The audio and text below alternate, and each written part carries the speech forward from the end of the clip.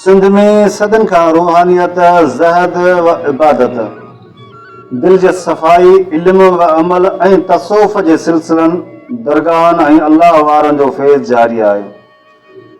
अहिड़ी तरह ॾिसे त इल्क सकड़ में बि सूफ़नि जूं दरगाहूं, अल्लाह वारनि जा तकिया ऐं आस्थान, आरामगाह ऐं क़दीम क़ब्रस्तान मौजूदु आहिनि।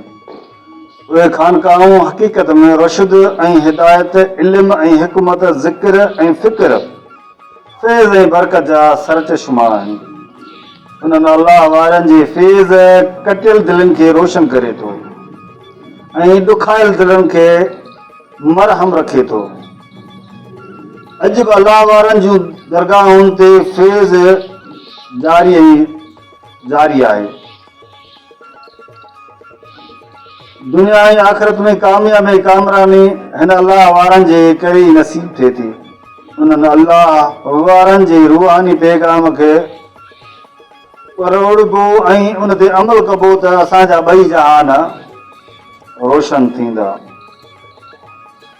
संदन रसियल ज़िक्र ऐं इज़कार सां निजात मिले थी। अहिड़ी तरह तलके सकड़ में बि अल्लाह वार जा खोड़ सारियूं दरगाहूं मौजूदु आहिनि।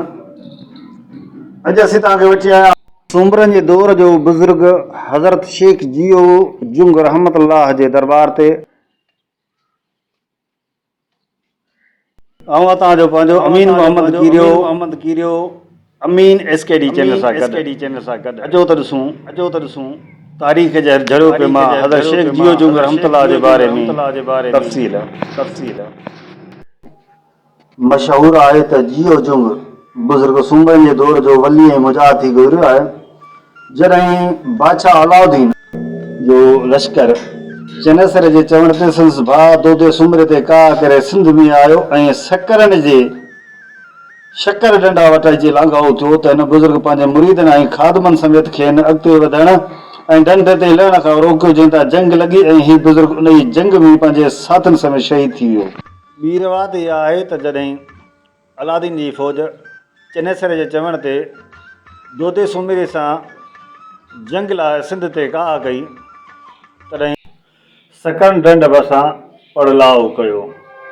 हज़रत जियो जुंग बादशाह रहमतुल्लाह अलैह दुनियादारीअ खां वाक़िफ़ आहे, हिननि जे काह खां वाक़िफ़ आहे, जेके सिंध ते हमिलो करे रहिया पाण अहल करामत बुज़ुर्ग हुआ। पाण पंहिंजी करामत जे ज़ोर ते शकर ढंढ जो पाणी जेको बि हो, जीअं कोरे सां पाण वज़ू फरमाईंदा हुआ, उन में बंदि करे छॾियो। फ़ौज जे माण्हुनि ॾिठो त हितां ढंढ वहंदड़ हुई। पाण हज़रत शेख जियो जुंग रहमतुल्लाह खां पुछऊं त जेके अचानक केॾांहुं ग़ाइब थी वियो आहे। पाण फरमायो त मूंखे ख़बर आहे, पर आउं तव्हांखे न ॾिसी न छो त तव्हीं मुंहिंजे देश ते हमिलो करणु आया। कुझु फ़ौज उन वक़्तु हज़रत शेख जियो जुंग रहमतुल्लाह अलैह खे शहीद करे विधो ऐं उन वक़्तु पियल कोयरे खे भञी विधऊं।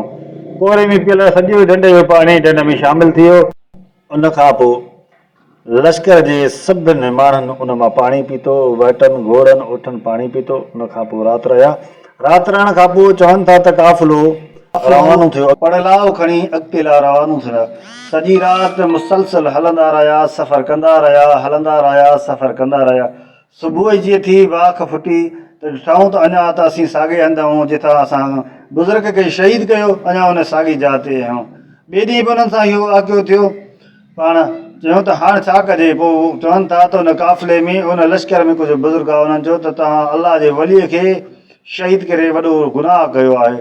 हाणे उनजी तलाफ़ी कीअं थी सघे? अलाह ताला बख़्श करे, या ही वली अलाह बख़्श करे त तव्हीं अॻिते हली सघो था, या तव्हीं मुसलसल सालनि जा साल हलंदा रहंदा, पर तव्हांजी मंज़िल ते तव्हीं कोन पुॼंदा, मरी वेंदा, खपी वेंदा, खरी वेंदा, तव्हांखे कुझु बि कोन नसीबु थींदो, तव्हां अॻिते न वधी सघंदा।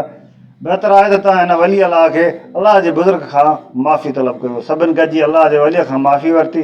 उहो ई माफ़ी वरिती, असांखे ग़लती थी, अलाह जा वलीअ सां खे बख़्श कर। अलाह जे वली हज़रत शेख जियो जुंग खे पाण उन जाइ ते दफ़न कयूं। उन खां पोइ उन्हनि जी ही मज़ार अक़दस पाण उन्हनि खे बणाए, उनखे ठाराए पाण अॻिते रवाना थिया। अलाह तबारक व तआला शान हबीब जे दर दुआ आहे त अलाह ताला हज़रत शेख जियो जुंग रहमतुल्लाह जे सदके असांजे ईमान में, इज़त में, असांजे रोज़ीअ में बरकत अता फ़रमाए। जेके बि असांजा मिट माइट अज़ीज़ कार दुनिया मां लाॾाणो करे विया आहिनि, हज़रत शेख जियो जुंग रहमतुल्लाह जे सदके उनजी क़बर जे मथां करोड़ो रहमत नाज़िल फरमाए, उनजा सगीरा तोड़े कबीरा गुनाह माफ़ फरमाए, उनजे खे अज़ाबे क़बर खां पनाह में रखे। आमीन सुम्मा आमीन।